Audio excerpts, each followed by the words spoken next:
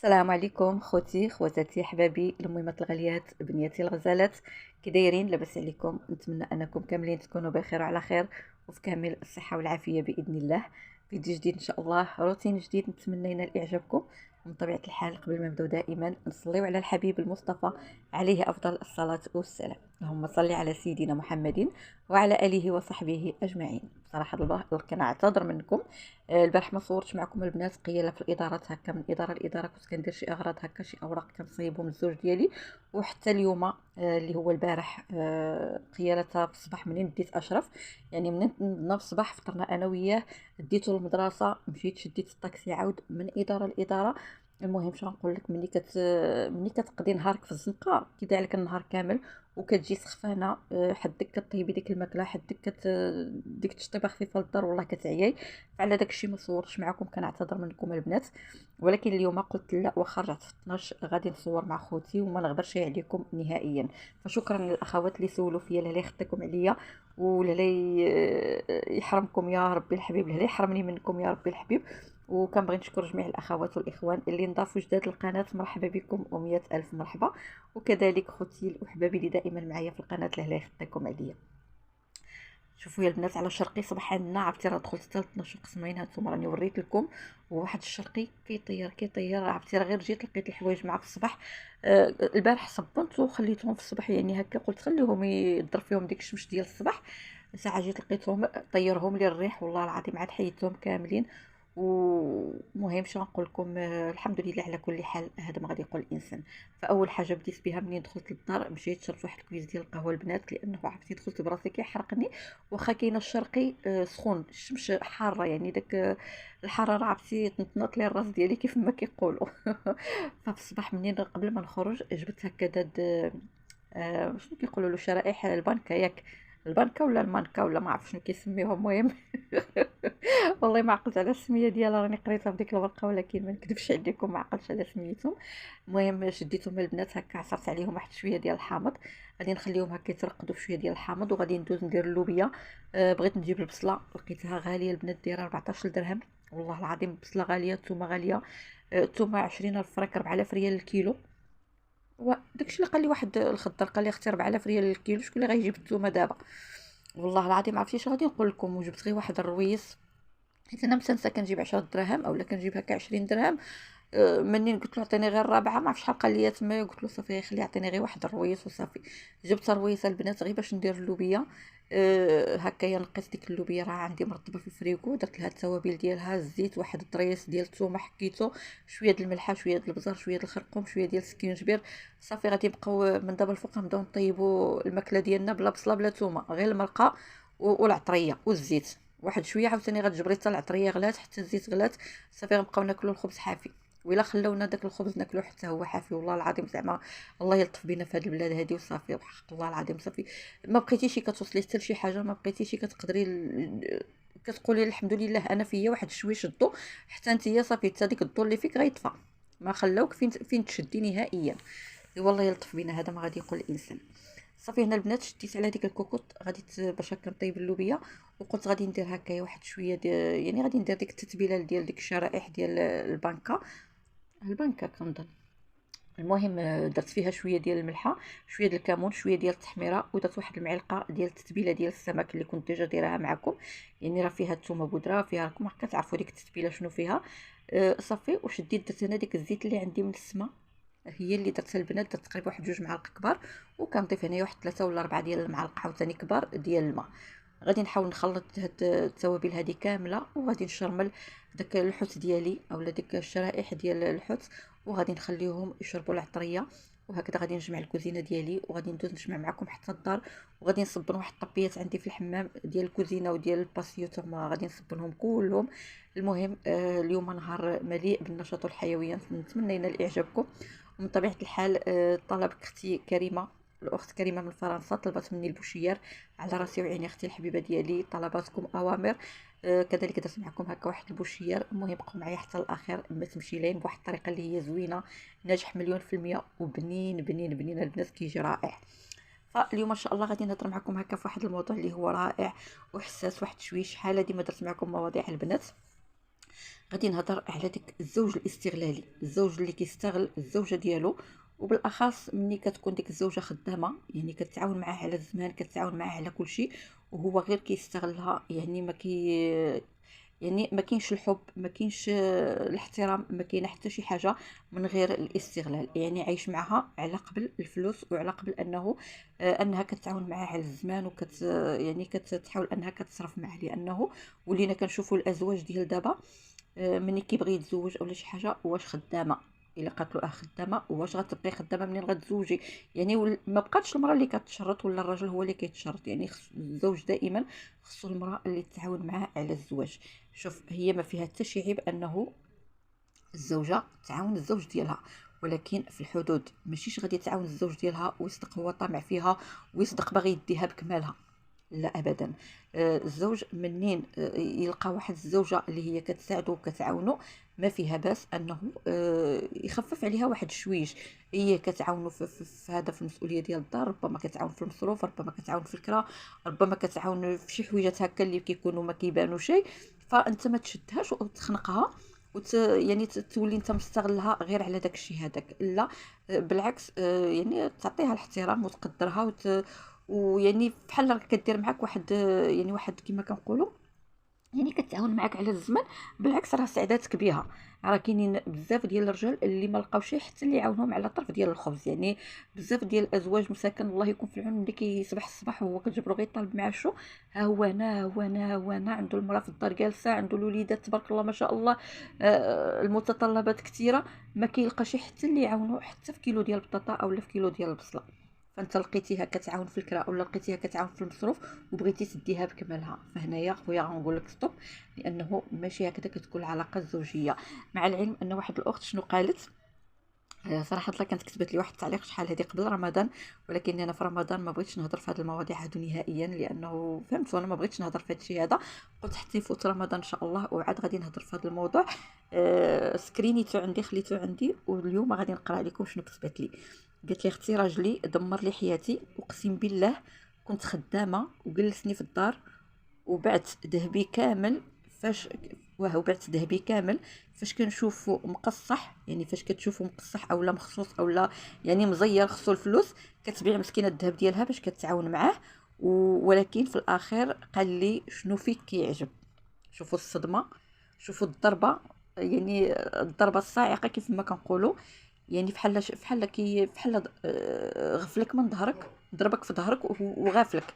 يعني ماشيش، يعني هاد الهضره ما عندها حتى معنى انه يقول لها شنو فيك كيعجب. هذيك شنو فيك كيعجب كان عليك من الديبار تقولها لها، من الديبار تقول لها انت ما كتعجبينيش، سوا خدامه سوا ما خداماش. يعني الا كنتي كتشوف فيا وكتشوف فيا غير الماديات، ما عندك لاش تديني في الاصل. يعني بزاف ديال الازواج بصراحه الله كتجبرهم هكايا تزوجوا بعض العيالات غير على اساس انها خدامه، على اساس انها كتعاونوا، على اساس انها كتصرف عليه، كتعاونوا في المصروف، كدير هذه كدير هذه.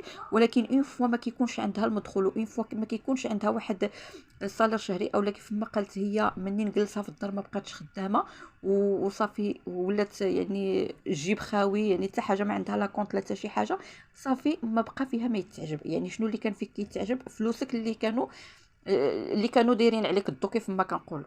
فهذه رساله لكل زوجه خدامه، رساله لكل مراه جالسه في الدار، رساله لكل اخت. دائما عمرك ما تخلي راسك بلاش. كنتي خدامه، عمرك ما تقولي له الصالير اللي كتشدي الشهري ديالك، ما تقولوش انا ها شحال كنشد. لانه الا قلتي له انا ها شحال كنشد، كوني على يقين غادي يطمع فيك. غادي دائما غادي يقول لك ايوا انت كتشدي قدا وقدا، ايوا راه خصك تحطي قدا وقدا. يعني لو كان تقولي له انا كنشد غير بحال دابا انتيا غنقولوا عندك 3000 درهم، تيقول له انا كنشد 2000 درهم، هذيك ديك 1000 درهم اللي كتكون زايده ما تبينيهالوش. هذيك 1000 درهم ديريها في الكونط ديالك، خبعيها ديالك. يعني راه حتى واحد ما خصو يشاركك فيها، راه خوك امك، حتى واحد ما خصو يعرفك شحال كتشدي في الاصل. لانه كيف ما كنقولوا حنايا الشعب ديالنا اولا خوتنا ولا عائلتنا ولا هذا ما كيخليوكش تربي الريش بهذا المعنى. ملي كيشوفوك عندك واحد المدخول اللي كيكون طالع، بحال دابا نقولوا الزوج كيبقى ايوا خصني هادي، ايوا خصك تعاونيني في الكرا وانا مزير وانا مخنوق وانا هادي، وانا فلوسي كيمشيو في القهوه، وانا فلوسي كيمشيو في الطريطه د الدار، وانا فلوسي كيمشيو في هذا. عاوتاني تجي امك: بنتي الله يرضي عليك، انا بغيت نفرش ديك هذا، انا بغيت نشري داك الماكينه، انا بغيت نجيب هادي. خوك: حكا ما حكا، انا بغيت نحرق، عطيني سلفي لي 1 2 المليون. يعني كلشي كيولي طامع فيك، وكلشي كيولي حل عينو عليك. من الاحسن عمرك تقولي شنو عندك وشحال عندك. دائما استري ما ستر الله. عندك واحد الصالير، دائما قولي لهم: انا كنشد قل من داك الشيء هذاك. الزوج قال لك: شحال كتشدي؟ قول له: كنشد 2000 درهم. يعني ما غتكفينيش. الا حطيتي له 500 درهم وتبقى لك 1500 ديالك، راكي مزيانه، ما فيها باس انك تتعاوني معاه. ولكن باش تحطيها له كامله ويديها بكماله، فلا لا لا، انا ما ننصحكش على هذه، لانه كتجيبها بعض المرات غتمرضي، بعض المرات غطيحي، بعض المرات غتبغي ديري شي حاجه في دارك، بعض المرات شي حاجه وقعت لك في صحتك غادي تبغي تعوضيها. يعني بزاف ديال الافات كيوقعوا لنا. فهنا دائما خصك ديري الاحتياط لنفسك، وديري الاحتياط لراسك، ما تعطيش فرصه لواحد اخر انه يتحكم في مصروفك، او يتحكم في الجيب ديالك نهائيا. لانه نهار اللي كتوقفي ما غادي يعقل عليك حتى واحد. ها انت سمعتي شنو قال لك في الاخير؟ قال لك شنو فيك كيعجب. يعني كانوا كيعجبوه غير فلوسك. نهار اللي جلستي في الدار وما بقاش عندك واحد المدخول، صافي ما بقى فيك ما يتعجب. هذه رسالة لكل امرأة. دائما دائما ديري اتونسيون في حياتك. واخا نقولوا حنا ديك الزوج كيتعامل معك مزيان، وديك الزوج كيدير معك، وديك الزوج ما كيخلي ما كيعطيك، ولكن دائما عمرك ما تعطي حقيقتك لاي شخص كيف ما بغى يكون، وسيرتو في الماديات. وفرتي يعطيك راجلك بحال دابا المصروف وقال لك سيري تقضي وجيبي وجيبي وجيبي وجيبي، سيري تقضي جيبي داكشي اللي قال لك. ولكن حنا العيالات معروف علينا كنمشيو دائما بحال دابا كنمشيو للهري اللي كيكون كيبيع داكشي رخيص، كنمشيو كناخذوا الخضره، كنمشيو نقلبوا غير على الرخيصه، كنجيبوا هادي بالتقسيط، كنجيبوا هادي. ووفري، لقيتي ما توفري وفريه ديريه في جيبك. لان هذا الكلام كنوجهوه للعيالات اللي ما خدامينش. لانه واحد النهار غادي تبغي تمشي عند امك، خصك تمشي بجيبك عامر، خصك تدخلي لامك. لانه الراجل شنو كيعرف غير يمشي عند، غير كيمشي عند عائلته، كيمشي بالصاك عامر عليني الطرطق. ولكن ملي كيمشي معاك عند عائلتك، خصك انت تقولي له: ها شنو نديو، ها شنو نجيبو. ديك الصح كيكون ما كيفهم والو، داك الصح ما كيعرفش يجبد الفلوس من جيبو ويخرجها كيزري خدي لامك اولا سيري خدي لخوتك. لا، كيعرف غير فاش كيكون ماشي عند عائلته خصو يجبد، وخصو يدي الصاك عامر، وخصو يدي هادي وهادي وهادي، وكينوع من كل حاجه كيدي منها بثلاثه بالربعه. فهنا دائما ديري اتونسيون، وحاولي ما امكن انك تلعبي على هذه القضيه هذه. حاولي توفري. نهار اللي تشوفيه فرحان، نهار اللي تشوفيه عنده الفلوس، طلبي منه: بغيت نشري هذه، بغيت نشري هذه. وفري راسك باش هكذا عمرك ما توقفي على شي واحد. ودائما عمرك ما تعطي حقيقتك، سواء لزوجك، سواء لوليداتك، سواء لخوتك، سواء لاي واحد كيف ما بغى يكون النوع ديالو. خلي عندك اسرار ديالك هكذايا، باش كتعرفي بان لي سكري ديالك كيبقاو عندك وما كيعرفهم حتى شي واحد. نهار اللي كتبغي طيح، نهار اللي كطيحي في شي موقف، اولا كتبغي ديري شي حاجه، كتحلي داك الشيء لنفسك، ما كتلجئيش لواحد اخر. هنا البنات غادي ندوز باش غادي ندير معكم البوشير. صراحه تحت طلب الاخت كريمه، طلبته لي، قالت لي: اختي عافاك البوشير اللي كنديروه في المقله الثقيله، اختي على راسي وعيني، طلبتك اوامر. والله فاش قريت التعليق ديالك راه كنت كنفكر شنو غادي ندير. سهلتي عليا بزاف د الحاجات الصراحه الله. فهنا يا اختي كتحاولي انك كتهزي الدقيق الاصفر اولا الفينو، وكذلك الفورس، يعني نفس الكميه. بحال دابا درتي جوج زليف ديال الفينو، ديري جوج زليف ديال الفورس. درتي زلافه ديال الفينو، ديري زلافه ديال الفورس. كديري معاهم الملح اللي كيبقى على حسب الذوق، كديري معلقه ديال السكر حبيبات، كديري معلقه ديال الخميره لانه دابا بارد الحال، معلقه عامره كبيره، وكديري البيضه هكا بيضه بكمالها. وكذلك الماء اللي كيكون سخون البنات، ماشي سخون وانما هكا دافي، لانه دابا بارد الحال، باش هكذا تخمر معك العجينه دغيا. بالنسبه للعجين، انا عجنتها غير في الكسحه باش تشوفي القوام ديالو. حاولي ما امكن انك، استغفر الله العظيم، حاولي ما امكن انك العجينه ما تقصحيهاش من الاول. حاولي ها انت كيف ما كتشوفي انا درتها طريه، يعني كنحاول انني كنخففها واحد شويش، وكنخلطها بيدي، كنحاول انني هكا غير كنجمعها بالاصابع ديالي، ما دلكتها ما حتى شي حاجه. شتيها كيفاش يعني القوام ديالها كيجي البنات، كيجي طري بزاف. ما غاديش نقول لكم بحال السفنج، السفنج كيكون خفيف بزاف، ولكن هاد البوشيار هذا ما كيكونش خفيف بحال السفنج، ولكن كيجي فيه واحد المذاق اللي رائع البنات. بصراحه الله هذه الطريقه ديال الوالده ديالي كتصرعو، كيجي غزال، كدير فيه البيض. اللي ما بغاتش دير البيض ماشي مشكل، ولكن البنات راه البيض كيعطيه واحد المذاق وواحد الخفه ما نعاود لكمش. صافي هنايا مني كتجمعي ديك العجينه ديالك ضروري غادي تبقى تلتصق لك هكا في يديك، لانه يديك هكا مصيبين هكا بالعجين.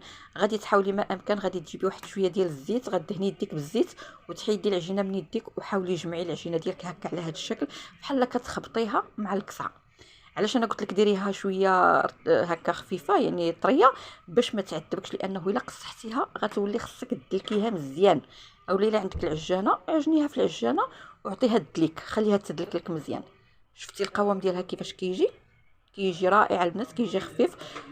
هذا هو السر، السر ديال الجمال ديالو اولا السر البنه ديالو هي الخفه ديالو. ملي كيكون خفيف كيجي زوين صراحه الله، كيجي خفيف وبنين، كيجي بحال الشكل ديال السفنج، ولا احسن من السفنجه البنات. صافي انا غادي نحاول غادي نجمعو وغادي ندهنو هكا بشويه الزيت، وغادي نغطيه بالسلوفان اولا بشي بلاستيك وغطيوه بالمنديل وخليوه. انا راني غطيته البنات، خليته تقريبا المده ديال 30 دقيقه، وكنت يعني باقي الحال قلت يعني باش هكا نجيبو مع المغرب على حساب الزوج ديالي صايم. صافي ويعني وخويته من ديك الهواء اللي فيه المره الاولى عاوتاني وخمر المره الثانيه. هي هذه هانتوما شفتوا كيفاش عرفتي داك البويقات تبارك الله طالعين فيه. داكشي علاش ما بغيتش هكا نصوبو في المره الاولى، قلت حتى المره الثانيه لانه الزوج ديالي صايم. فالغدا حنايا عرفتي تغدينا كلينا غير اللوبيا البنات، الحوت ما بغاوش الدراري ياكلوه. صافي وخليته، قلت صافي بلا ما نقليه، كليت غير مع الدراري اللوبيا وصافي. قلت خليه حتى المغرب هكا ونوجدو لراجلي باش يفطر به هكايا المغرب. صافي هنا البنات كتجيبوا من بعد ما كتخويوه من ديك الهواء اللي فيه، هانتوما كما كتشوفوا ديك الفقاعات اولا البويقات كديري شويه ديال الفينو هكا فوق البوطاجي، وكتحاولي دهني يديك بالزيت، وكديري كريسات كيف ما بغيتيهم كبار بغيتيهم صغار، المهم كيبقى على حسب الحجم اللي بغيتي نتيا. صافي كتبقي مستمره على هذا الشكل هادو كتكوريهم كاملين، كدردري عليهم غير شويه ديال السميده من الفوق، وكديري المقله ديالك كتسخن. هنا البنات بالنسبه للحجم ديال بغيتيهم يكونوا رقاقين، انا هاد الاولى رققتها ولكن ما عجبنيش المنظر ديالها منين رققتها، جات بحال مدقصه. الثانيين ما بقيتش يعني ما بقيتش كنرققهم، وليت كنخليهم هكا شويه غليظين، لان البوشيار هو كيجي هكا غليظ ومنفوش وخاوي من داخل، يعني ما كيجيش شي معجن نهائيا، كيجي يعني كيجي مزيون صراحه الله، خاوي من داخل. هنا في الطريقه ديال الطياب ديالو دائما المقله تكون سخونه كترشيها بالزيت، كديري البوشيار ديالك. هنا ماشي بحال المسمنه البنات اولا الملوي كتبقاو دابا ساعه كنقلبو نقلبوا، لا كديريه وكتخليه حتى كيبداو يطلعوا لك ديك البويقات. بطبيعه الحال كديري الزيت من الفوق، عاد كتقلبيها يعني حتى كيبداو يبانوا لك ديك البويقات، عاد كتقلبيها يعني كطيب لك من تحت، عاد كتقلبيها باش طيب من الفوق. شفتي؟ نعاودو معاك واحده اخرى. المهم هانتينا هكا كتطلقيها، كديري لها شويه ديال الزيت من الفوق وكتخليها حتى كيطلعوا لها البويقات. الزيت درتيها في الاول درتيها في الاخر بحال ماشي مشكل. المهم كديري لها الزيت من الفوق باش اون فوا كتقلبيها هذا كتحمر معك. هنا البنات غادي نعمر اتاي هكا بالشيبه، ندير واحد البريريت هكا ديال اتاي. المهم راكم عارفين الوقيته ديال المغرب قربات هكذا باش نوجد لراجلي الفطور وصافي، حيت حنا ما صمناش هي الجمعه السبت والحد ما صمناش، يعني نهار الجمعه وقفنا بقات لنا يومين. صراحه هو صام اليوم، انا ما صمتش قيله، كنجري البارح اليوم على داك الشيء ما صمتش حتى ان شاء الله من بعد حتى هاد اليومين الجايين ان شاء الله وديك الساعه نكمل. صافي هنا البنات هانتوما كتقلبوها باش هكا كطيب عاوتاني من الوجه. صراحه الله كيجي غزال جا بنين. واختي كريمه عافاك غير تجربيهم وديريهم، ردي عليا في الكومونتير وقولوا لي كيفاش جاك. المهم كنتسنى التعليق ديالك بفارغ الصبر، لانه شوف انا متاكده انه غادي يعجبك وغادي غتعاوديه ماشي مره ماشي جوج، لانه كيجي خفيف كيجي منفوش كيجي زوين وما كيجيش مقهوم نهائيا. يمكن لك ديري فيه زبده بلديه، يمكن لك ديري فيه عسيله، يمكن لك ديريهم مخلطين بجوج. يعني زويته د العود اللي عندك اختي، انا ولادي كلوه بالشكلاط، المهم اللي عندك ديريه. صافي هانتوما شوفوا كيفاش كيجي. يعني هانتوما كيجي رطيط، ما كيقصح ما كيتقرمل ما حتى شي حاجه. انا قلت لكم كيجي بحال السفنج وكله مهوي من داخل، كله خاوي من داخل. المهم ديريه وغتاكلي صباعك من وراه، راه كيجي بنين. قالك شكر راسو عدات من هنا. كنشكر راسي. إيه واش غدير اختي انا؟ الا ما شكرتش راسي شكون اللي غيشكرني؟ صافي هنايا البنات هانتوما شوفوا كيفاش كيجي، راه واخا غليظ خاوي من داخل. فهمتوا؟ يعني واخا غليظ خاوي من داخل، يعني مجعب كله غزال يا البنات. والله حتى كيشهي. انا كليت وحده وزدت وحده اخرى عاوتاني. ايوا هادشي اللي كان، هادشي اللي عطا الله. هانتوما شوفوا كيفاش داير من داخل. غزال غزال غزال، غير جربوها البنات وبعينيكم مغمضين وشي حاجه بلديه ديال الدار. يعني صراحه الله كيجي بنين. صافي هنايا غادي ندوز باش غادي نقلي هاد الحوت هذا. كنديرو في الدقيقه البنات، عاد كنقليه هكايا في الزيت ديرو غير شويه في المقيله، ما تكثروا شي. صافي اللوبيا راني رديتها كتسخن ساعه، ما بغاش ياكلها قال لي لا ما خصنيش اللوبيا حيت ما كتعجبوش كضرو. كلا غير الحوت، كلا غير جوج طروفه اخرين خليتهم حتى الغدا حيت ما بغاش ياكلهم وانا ما فيا ما ياكل. صافي وغنخليهم حتى الغدا ان شاء الله، ونشوف شنو غادي ندير بهم الغدا. راني درتهم في الثلاجه. وهنايا كنقول لك اختي الحبيبه، حاولي ما امكن دائما حافظي على راسك، حافظي على صحتك. عمرك الا كنتي خدامه ويجي شي واحد يقول لك جلسي ما تخدميش، عمرك ترفضي. وبالاخص الا كنتي انت باغيه تخدمي، خدمي على راسك. لانه دابا في هذا الزمن هذا وفي هذا الوقت هذا، الا ما كانتش عندك الوظيفه وما كنتيش خدامه وما عندك واحد المدخول شهري، كتكوني لا شيء، كتباني لا شيء الا من رحم ربي. قليل قليل اللي كيشوف فيك وكيراعي لك لداكشي اللي كديريه في الدار ديالك. اما التبقي كلشي ماديات. الا ما عندكش فلوس وما كتدخليش وما كتعطيش وما كتصرفيش وما كديريش، فراكي ما كتسوي حتى شي حاجه قدام عينيه. فهنا الخدمه كتعطي قيمه للمراه، الفلوس كيعطيو قيمه للمراه. خلي راسك قويه وعمر سرك ما تعطيه لشي واحد. حقيقتك دائما خليها لنفسك ولو الاقرب الناس ليك. فهذه نصيحه مني لك اختي الحبيبه، ونتمنى تنفعك. وبالنسبه للاخت يعوضك الله، ما تخافيش اختي الحبيبه. واخا هو قال لك ديك الكلام، ان شاء الله ربي الحبيب غادي يلاقيك مع ما احسن منه ان شاء الله باذن الله. وكنتمنى ديري بنصيحتي ترجعي للوظيفه ديالك، لانه الوظيفه هي اللي كتعطي قيمه للمراه. فالله يعاون كل زوجه، والله ييسر لكل زوجه، والله يقدرنا على وليداتنا، والله يحنن قلوب الرجال ديالنا علينا. نقولوا امين. يلا خليتكم على خير وتهلاو لي فراسكم، احبكم في الله.